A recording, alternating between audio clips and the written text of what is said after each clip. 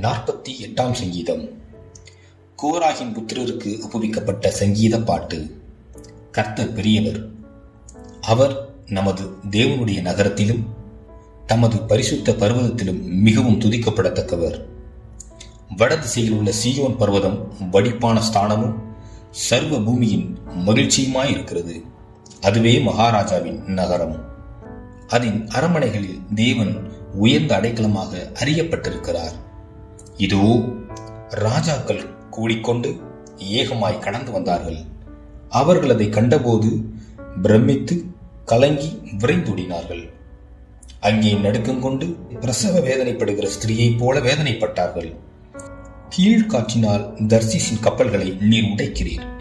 நாம் கேள்விப்பட்டபடியே நமது தேவனுடைய நகரமாகிய சேனைகளுடைய கர்த்தரின் நகரத்திலே கண்டோம்.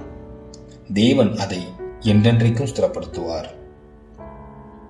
தேவனே, உமது ஆலயத்தின் நடுவிலே உமது கிருபையை சிந்தித்துக் கொண்டிருக்கிறோம்.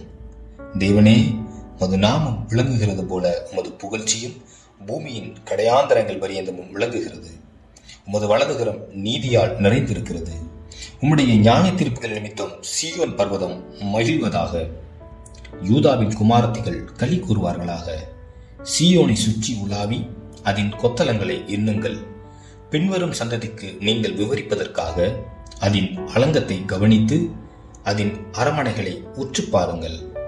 இந்த தேவன் என்றென்றைக்கும் உள்ள சதா காலங்களிலும் நம்முடைய தேவன். மரண பரியந்தம் நம்மை நடத்துவார்.